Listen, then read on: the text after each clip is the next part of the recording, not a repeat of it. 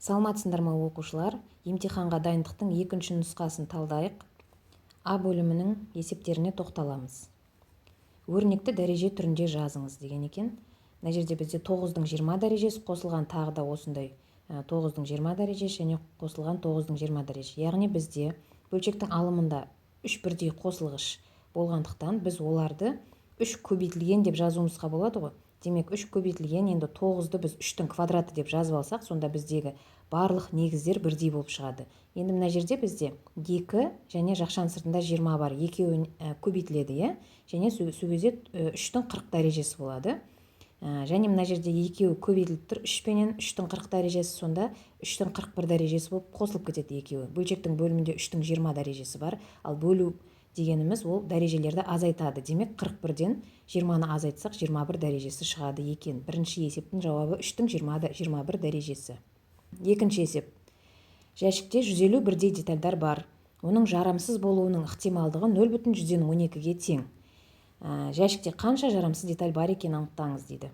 Енді мына жерде бізде жарамсыз болуының ықтималдығы 0,112, яғни 100 детальдың ішінде 12-сі жарамсыз. Демек 150 детальдың нешеуі жарамсыз деп біз пропорциямен де шығаруымызға болады. Немесе 150-ді бірден 0,112-ге көбейте қоямыз. Сол кезде шығады 18 деталь жарамсыз болып шығады. Мысалға 100 детальдың 12-сі жарамсыз болады, иә? Демек оның жартысының 9-ы жарамсыз болады. Демек 12-ге 9 қосқанда 18 шығады. Ауызша шығарсаңдар осылай. Келесі. Көбейтуді орындаңыз дейді. А плюс Б-ның квадратына А минус Б-ны көбейту керек екен. Демек, бұл жерде біз бірінші мына квадраттан құтылып алуымыз керек, яғни жақшаны ашып аламыз квадраттап, қысқаша көбейту формуласы арқылы, ал ол бізде А квадрат плюс 2АБ плюс Б квадратқа тең. Оны көбейтеміз А минус Б-ға. Бұл жерде әрбір жақшаның ішіндегі әрбір қосылғыш келесі жақшадағы әрбір қосылғышқа жеке-жеке көбейтіледі. Бірінші Аға көбейтіп шықсақ, мына бірінші жақшадағы әрбір қосылғышты сонда А куб минус А плюс 2А квадрат Б, дәрежесі 2 болады, қосылған А Б квадрат, А мен Б квадрат көбейтіледі. Содан кейін минус Б-ны таңбасын ескере отырып, мына үшеуіне көбейтіп шығамыз. Үшеуінің де таңбасы теріс болады. Б-лардың дәрежелері өзгереді. Мынаның квадратымыз куб болады, мынаның дәрежесі 2 болады, мынаның қасында Б жоқ, сондықтан А квадрат Б деп жазылады. Үшеуінің де таңбасы теріс. Енді үшеуінің ұқсас қосылғыштарын біріктіреміз.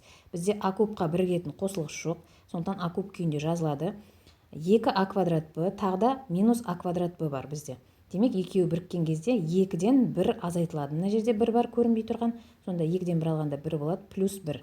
Келесі, плюс АБ квадрат, мына жерде минус 2АБ квадрат. Екеуі біріккен кезде 1 минус 2, минус 1-ді береді. Сонымен минус АБ квадрат, минус Б куб. Б кубқа бірігетін қосылғыш жоқ. Сонымен біз көбейтуді орындап жақшаларды аштық. Мінекей С варианты екен.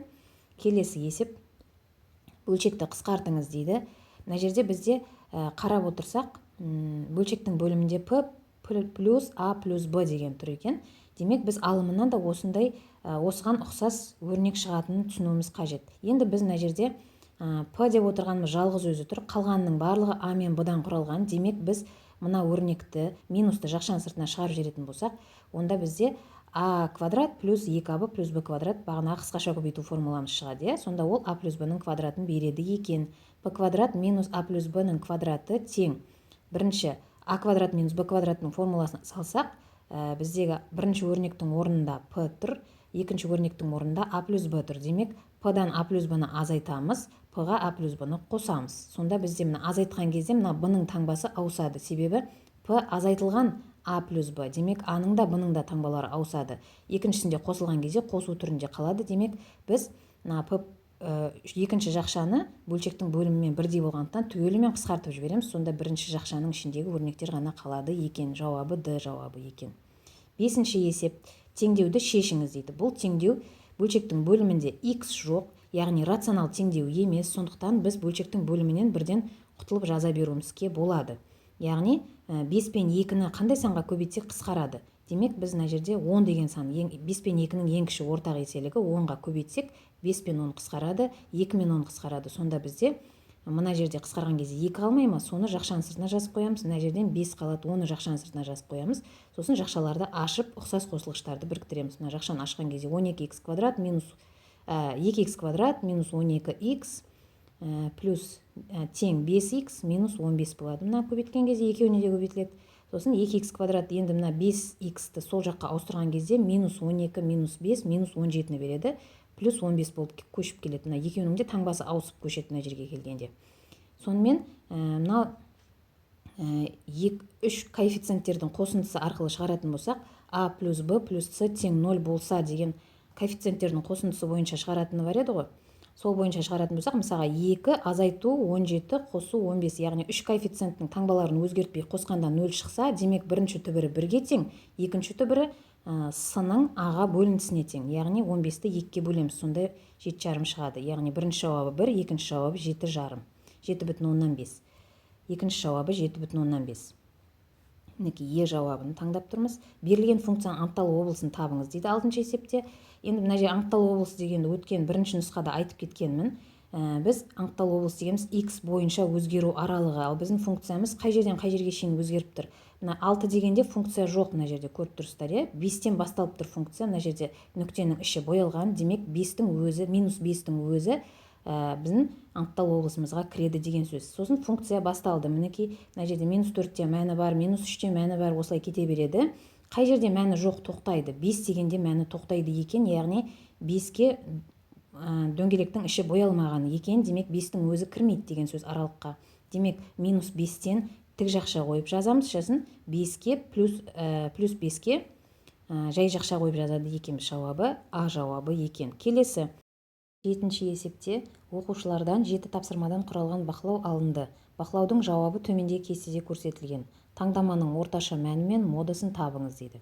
Енді мына кестеде бірінші қатарда бізде балл берілген, және екінші қатарда әр балдан нешеу алған екені берілген. Жиілік деп отырғанымыз әрқайсының нешеу екенін көрсетпей ма? Демек, енді бізге орташа мәнді табуымыз керек. X-ның төбесінде сызықшасы бар, белгілеп қоямыз. Тең әрқайсысын өзінің жиілігіне көбейтіп, әр балды 2-ні 4-ке көбейтеміз. 2-ні 4 рет жазуымыз керек қой, бірақ біз оны жазып отырмаймыз. Бірден 2 көбейтілген 4 деп жазамыз. Қосылған 3 көбейтілген 5, әрқайсының өзінің жиілігіне көбейтіп, қосындысын табамыз, 120 болады. Және барлық жиіліктерді қосқан кезде, яғни көлеміне бөлеміз мына таңдаманың. Сонда 120 бөлінген 25 тең 4,8 шығады. Жауабы сонда орташа мәні 4,8-ге тең екен. Модасы деп отырғанымыз жиілігі ең үлкені, яғни жиіліктердің ішіндегі ең үлкені ол 6. 6 деп отырғанымыз жиілігі ғой 5-тің нешеу екенін көрсетіп тұр. Демек бізде 5 балл мода екен. Жауабы Б 4,8-де 5 деген жауап. 8-ші есепке тоқталайық. Өрнектің мәнін табыңыз. 20-ның м дәрежесі бөлінген 5-тің м плюс 1 көбейтілген 2-ның 2м минус 1 дәрежесі дейді. Мына жерде біз 5 пен 2-ден тұратын болғандықтан бөлшектің бөлімі, алымынан да сол сандарды шығаруға тырысамыз. Яғни 20 деп отырғанымыз біз білеміз, 4 пен 5-тің көбейтіндісі. Демек біз 4-тің м дәрежесі көбейтілген 5-тің м дәрежесі деп екеуіне жеке-жеке м дәреже деп жазуымызға болады, себебі ортасында көбейту бар. Қосу болса болмайды. Енді 4 деп отырғанымыз ол 2-ның квадраты, немесе тұра берсін қазір. Енді бөлшектің бөліміне келейік. Бөлшектің бөлімінде қосу тұрса дәрежеде, 5-тің дәрежесінде қосу тұр екен, демек біз оны 5-тің м дәрежесі көбейтілген 5 деп жаза аламыз. Яғни дәрежесі 5-тің м дәрежесі көбейтілген болып ауысатынына қосу дегеніміз. Және 2м дәрежесі мінекей, ол 4м болады. Және 2-ның 2м дәрежесі бөлінген 2-ның 1 дәрежесі. Яғни мына іште минус 1 дегеніміз бөлшектің бөліміне 2-ның 1 дәрежесі болып жазылады. Енді мына жердегі 2-ның 2 дәрежесі дегеніміз дәрежеленген кезде 4 болады, 4-тің м дәрежесі болады. Ал бөлшектің бөліміндегі 2 ол бөлшектің алымына жазылады. Себебі бөлшектің бөлімінің бөліміндегі сан алымына көбейтіліп жазылады.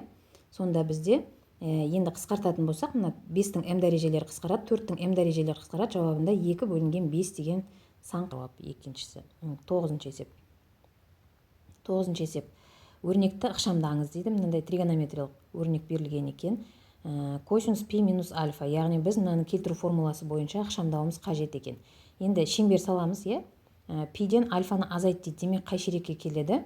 Ширегіміз біздің екінші ширек болады. Пи деп отырған 180 ғой, 180-нен артқа қарай қайтқан кезде, альфа бұрышын азайтқан кезде ол екінші ширекке келеді. Ал екінші ширекте косинустың мәні 1 мен 4-те оң, демек екінші ширекте минус. Сонымен мына жерге минус деп жазамыз. Косинус қалады, себебі бізде 180-ге байланысты болып тұр мына жерде. Сонда минус косинус альфа болады екен. Тангенс пи бөлінген 2. Пи бөлінген 2 жүрген жерде бізде яғни y осіне қатысты болғандықтан біз функциямыз өзгеріп кетеді, тангенстен котангенске ауысады. Мынау бізде пи бөлінген 2 бөлінген минус альфа деп отырғанымыз ол бірінші ширекке келеді. Сонда бірінші ширекте котангенс пен тангенстің мәні плюс. Сондықтан бұл плюс болып қалады, котангенсқа ауысады. Сонда бөлшектің бөліміне келейік енді. Синус 2π минус альфа дейді. 2π деп отырғанымыз толық бір айналымнан қайтадан теріс қарай жүру керек деген сөз. Яғни ол төртінші ширекке келеді. Ал төртінші ширекте синустың таңбасы теріс. Сонда алымынан да бөлімнен де таңбалары теріс сандар шықты. Екеуі қысқарып кеткенде оң сан шығады. Енді синусымыз өзгермейді, себебі 2π-ге байланысты болып тұр. Сонда x осіне қатысты өзгермейді. Синус альфа күйінде қалады екен. Минусты қысқартқанда косинусты синусқа бөлгенде котангенс шығады. 2 котангенс бір-біріне көбейтілгенде котангенс квадрат альфаны береді екен. Жауабы Д болады екен. 10-ші есепке тоқталайық. Теңсіздіктің шешімін табыңыз дейді. 2x квадрат плюс 7x бөлінген 3 минус 5x плюс 5 бөлінген 2. Үлкен 0-ден деген теңсіздікті шешуіміз қажет. Көбейтілген, енді біз нәрсетте көбейтілген 6 деп жазып аламыз, себебі 2 мен 3-ке көбейткенде 6 қысқарады. Сол қысқартып бөлшектің бөлімінен құтылуымыз қажет. Сонда 2x квадрат плюс 7x көбейтіледі нешеге? 3 пен 6-ны қысқартқан кезде 2 қалады ғой, демек сол 2-ні жазамыз. Ал 2 мен қысқартқанда 3 қалады. Оны екінші бөлшектің алымына қасына көбейтін түрінде жазамыз. Бөлшектің бөлімдері қысқарып кетеді. Сонда бізде тек қана бөлшексіз өрнек қалады. Ең жақшаларды ашатын болсақ, 4x квадрат плюс 14x минус 3x минус 15 болады. Мына жақшаларды ашқан кезде сонда ұқсас қосылғыштарды біріктіреміз. 4x квадрат, мына шетте 14 пен 3-тің айырмасы 11x болады. Таңбасы плюс болады, үлкеннің таңбасы минус 15. Үлкен 0-ден. Енді теңсіздікті жаңа жоғарыда айтып кеткен әдіспен шығаратын болсақ, яғни мына қарап отырсаңдар, 4-ке 11-ді қоссам 15, 15 қосамыз минус 15-ді, сонда плюс 0 болып қалады екен. Демек бұл бірінші түбірі 1 деген сөз, екінші түбірі минус 15 бөлінген 4, яғни таңбасымен қоса аламыз да бірінші коэффициентке бөлеміз. Сонда бізде минус 15 бөлінген 4 болады екен. Бұл теріс сан болғандықтан сол жаққа жазып тұрмыз, ал 1-ді оң жаққа жазып тұрмыз, себебі ол оң сан. Оң сан теріс саннан әр уақытта үлкен. Енді мына жерде бізде қай жер боялған, бізге қажеттісі қай аралық екенін қараймыз. Бізге қажеттісі мына қарамен көрсетілген аралық. Неге ол? Себебі мына жерден біз 3 аралықтан мән берсек мына функцияға, онда біздің таңбаларымыз қандай болады? Мысалға, мына жерде таңбамыз біздің мына жерде 0 бар, ортада. Теріс сан мен оң сан ортасында 0 бар ғой. Енді 0-ды қазір мына жерге қояйықшы. Сол кезде бізде 4x квадрат 0 болып кетеді, 11x 0 болып кетеді, сонда минус 15 қана қалады екен. Демек мына жерде бізде минус. Енді бізге керегі оң жақтағы сан. Мысалға, 1-дің оң жағында қандай сан бар? 2 бар. 2-ні апарып есептеп қоятын болсаңдар, 2-нің квадраты 4, 4-4-тің 16, 16-ға 22-ні қосамыз, 37 болады ма? 37-тен 15 алып тастаған кезде оң сан шығады. Демек мынау плюс екен. Бізге қажеттісі қайсысы? Мына үлкен деген тұр. 0-ден үлкен сандар ол оң сандар. Демек бізге плюстері керек. Мына жақта тағы да плюс болады. Есептеп көрсеңіздер болады. Минус нешені қоямыз? 15-тен 15-ті 4-ке бөлген кезде 4-ке жақын сан шығады. Демек минус 4-ті алуымызға болады. Минус 4-ті алсақ, есептеп көрсеңдер болады. Минус 4-тің квадраты 16, 16-ны 4-ке көбейтсін 64, 64-ке қосамыз. 64-тен азайтамыз. Теріс сан болған соң оң сан болып кетті ғой, квадраттаған адам. Мына жерде теріс сан болып қалады. Минус 44, 64-тен 44 алып тастаңыз 20 болады. 20-дан 15 аламыз, плюс болады екен. Демек мына жерде плюс. Бізге қажеттісі плюс аралығы, демек мына жер керек екен. Сонымен минус шексіздіктен мына нүктеге дейін, яғни ол минус 15 бөлінген 4 және 1-ден плюс шексіздікке дейін мына аралық. Жақшасы жай жақша болады, себебі бізде қатаң теңсіздік. Сондықтан жай жақша болады екен.